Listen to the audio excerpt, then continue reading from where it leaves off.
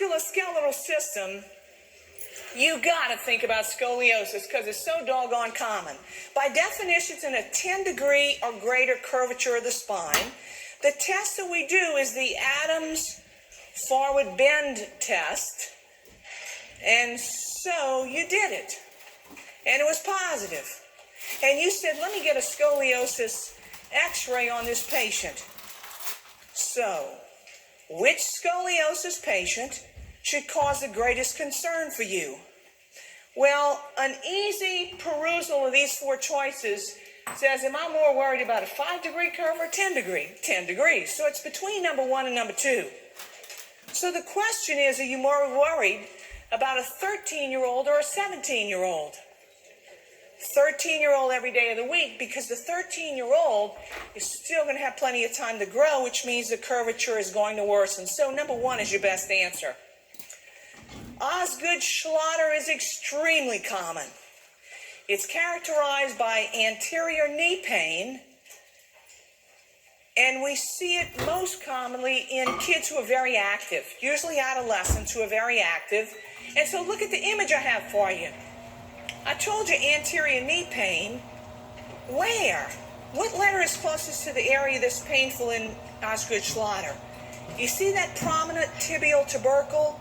If you take your thumb and you apply pressure right over that prominent tibial tubercle, you'll reproduce their pain. The other thing you can have them do is kneel.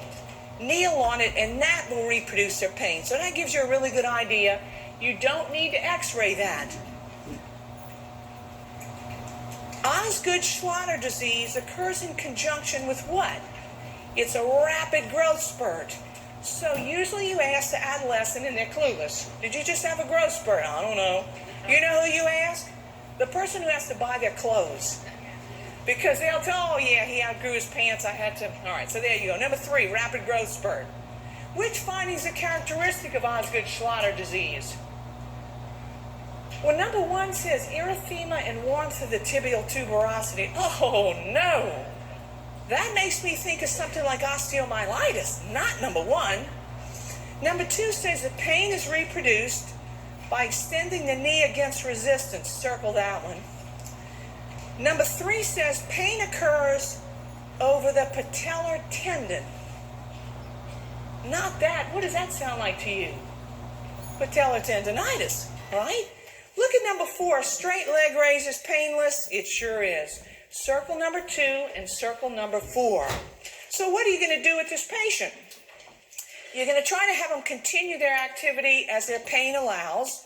Generally ice after football practice or basketball practice, analgesics as needed, Tylenol or ibuprofen, and know that it's going to take about 6 to 18 months to go away. So I usually tell them about a year, and it usually resolves when they make their next growth spurt.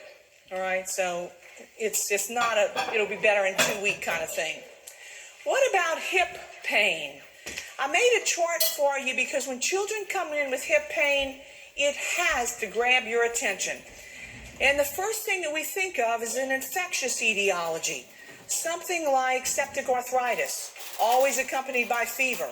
Sometimes it's inflammatory, like JRA, juvenile rheumatoid arthritis. Sometimes it's orthopedic, and we'll talk about those, but you always have the possibility that it could be neoplastic, something like osteosarcoma. So here comes a baby with, or not a baby, an adolescent or a child who comes in with a complaint of hip pain. You have to get a really, really good history. Is it just that hip or is it both of them? Because if it's both of them, I assure you I'm not thinking of septic arthritis. So, do any other joints hurt you? Are you running fever? Have you had a recent infection? So all of those are important things to get in history. If you think there's an infectious etiology, then you got to get some labs. You got to get a CBC. If you think it's something inflammatory, then I'm pretty sure you're going to get a CRP and or a SED rate. You probably will get x-rays, and at that point, if any of these labs come back positive, you've got to get them sent over to orthopedics. All right, so that's going to be what you do. But these 3 causes of hip pain deserve your attention. Here's the first one. The first one is called leg calf perthes. It is an avascular necrosis. What does that mean? It means the bone is not getting its blood supply. Well, why wouldn't a bone get its blood supply? Well, I don't know, but it's a bad deal. So you got to move on this one quickly. Who gets this? Well, you get it. We see it more common in boys than girls. We typically see it before puberty. All right, that's a clue. Note to self, before puberty. Here's what happens. They come in with hip and or knee pain and a limp. That's their chief complaint. They come in with hip and or knee pain and a limp. You remember yesterday when we talked about orthopedics, I told you the right answer was always, if it was quick, cheap, non-invasive, you can do it in your office. That's exactly what Trendelenburg's test is. So listen, this one is hard to wrap your brain around. I'll quickly explain it to you, but you'll understand it either tonight or tomorrow morning when you take off your clothes and you get ready to shower. I want you to put a mirror behind you. I want you to pick one foot up off the floor, and I want you to watch what happens to the height of your hips. So when you pick a foot up off the floor, these hip muscles contract on the opposite side to keep you from doing that. If these muscles are diseased and they don't contract when you pick a foot up off the floor, that's what's going to happen. Do it to yourself in the morning or tonight when you take a shower. Pick one foot up off the floor and watch that your hip heights are going to remain equal. They might even be increased on the side where the foot is picked up. And then try it on the other side and you'll realize, that's normal. Because mostly we don't look at our hips when, there you go. So it's called a positive Trendelenburg's, and that's not a good thing to find. That always necessitates an x-ray and always necessitates a referral to orthopedics. So leg calf perthes, referral. The second serious cause of hip pain in children is called a SCFE, a slip capital femoral epiphysis. And look what happened.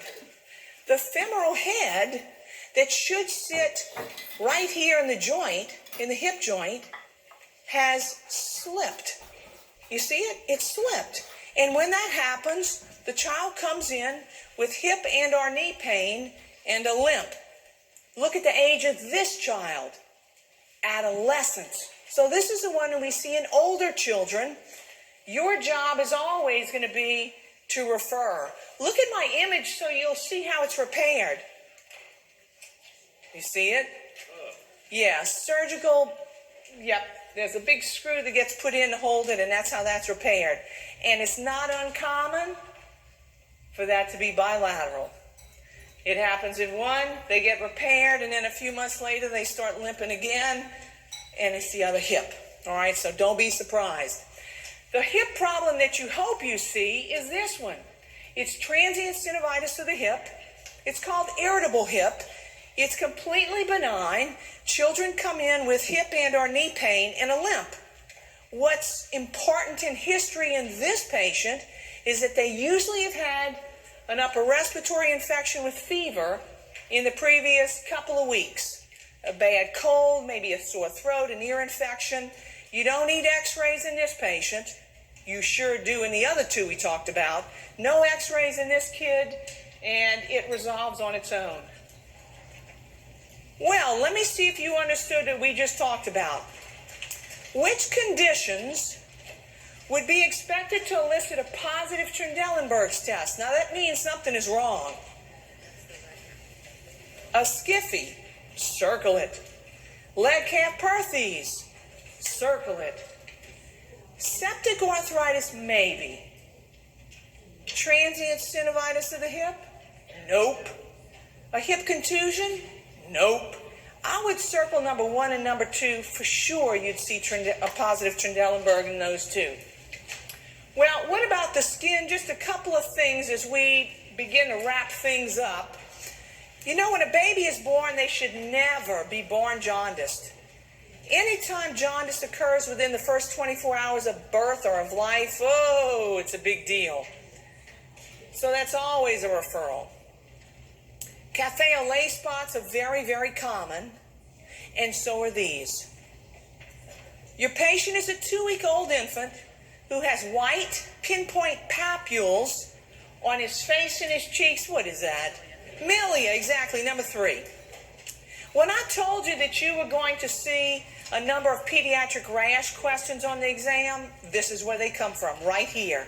They're viral exanthems. Look at the list, and I think every one of them on there is one that you have already seen, or I hope you have. If you haven't, I made 2 charts that I think will really cut to the chase for you and make your study time way more efficient. I wouldn't memorize the etiologic agents of these viral exanthems. Here's the way I would do it. I would realize, herpes is a common viral agent.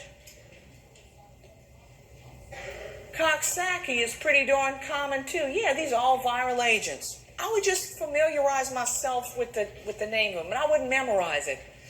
But this is what I would know pretty well. I want you to put a star by measles, because measles, I think, is a rash you may see on the exam, and I hope you don't see this in your practice, but you will. It's a rash that's unusual because it starts on the back of the head and the neck, and it progresses down the trunk and then to the extremities. So it starts on the back of the head and neck, and that's unusual as rashes go. That's measles. Put a star by fifth disease. It's the 5th identified viral exanthem. It's the only exanthem that presents as a lacy macular rash. That's an easy one to put in a test question. That's 5th disease. The other one I would make sure you knew is roseola, because probably everybody in this room had it. It's the little child who comes in with high fever for about 3 days. Then the fever abruptly goes away and what appears? The rash, exactly. So I would know that one. And the other one is scarlet fever. Suppose you were to see something that said, what is that often secondary to? And what would you say? Right. So strep infection, group A beta hemolytic strep.